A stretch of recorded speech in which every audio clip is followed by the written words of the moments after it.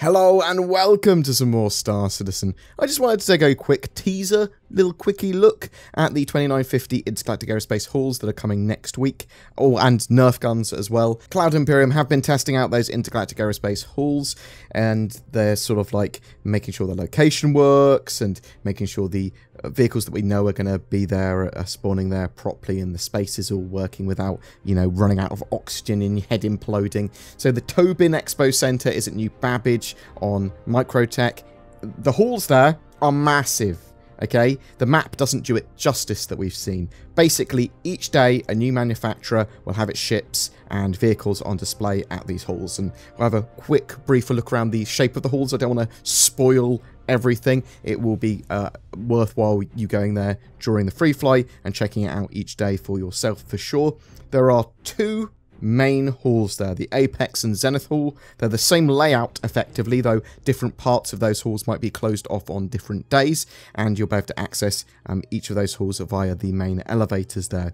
Each day, the oldest manufacturer set will be swapped out and replaced with a new set, basically cycling each hall and each set of manufacturers every 48 hours, and you'll have two sets of manufacturers on display at any given time. And I say sets of manufacturers because some days have multiple manufacturers displaying ships in the same hall with other manufacturers. So there are maps in the halls showing what ships are on show and where. Each of the halls is sectioned off into basically 6 main areas, the 5 upper show floor areas, and then a lower showroom and hollow suite, which is accessible down some stairs from the central sort of showroom. There are some ships that you're going to want to check out and that are not normally available to see. So like on the appropriate days, the F8 Lightning and the F7A Military Hornet. And these are sort of ships that aren't in the persistent universe properly yet. So you'll see a load of those models if they are available on the show floor. Other ships and vehicles will also be available to see at their sort of like current development level in the hollow suites, accessible from the lower floor. So you're going to see things like the Redeemer, the Nova Tank, the Ares, the Hercules, sort of stuff like that there that hasn't got a more finalised model yet, but is in the works. Also, anything that's flyable, be it the Carrack, the 890 Jump, or the Mercury Star Runner, is going to be available to explore and rent at the Expo based on what day of the Expo it is. One of the new arrivals here is going to be the Mercury Star Runner, obviously on the Crusader Day. I was hoping it was going to be dropped live before the Expo, but it appears it will be at the Expo. It will be making its live debut. We should be seeing a couple of new ships. The Nomad is what we've heard rumoured, which is almost certain now. That's going to probably be flyable as well and should be viewable and announced properly on the first day of the Intergalactic Aerospace Expo on the 20th of November.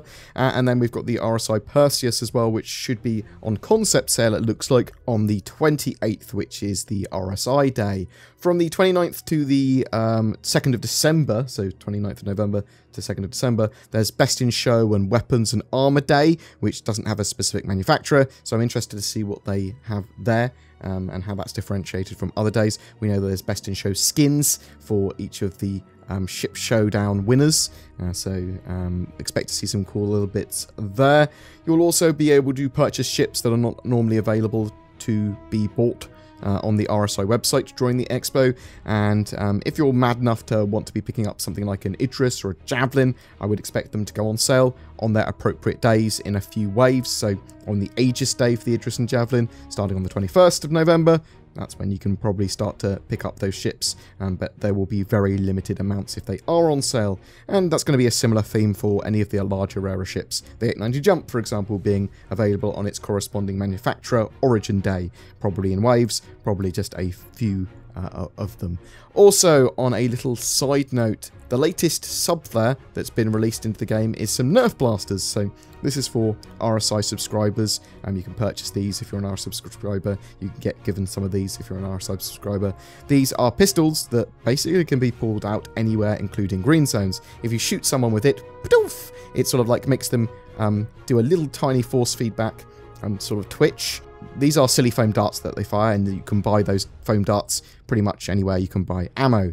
But the joy of it is you pull one of these out, or you see someone else pull them out, you pull one out as well, and you start shooting each other with foam darts. Pew, pew, pew, pew. It's silly. It's happened to me a few times now. Someone's pulled one out, and I've just done the same, and we just run around the tram or an area, and people in between are getting shot by these foam darts, and people just react to them by getting a little bit confused, is the way that I'd see it. It does drop the little foam dart on the floor. You can't pick those darts up yet, which is a little bit upsetting.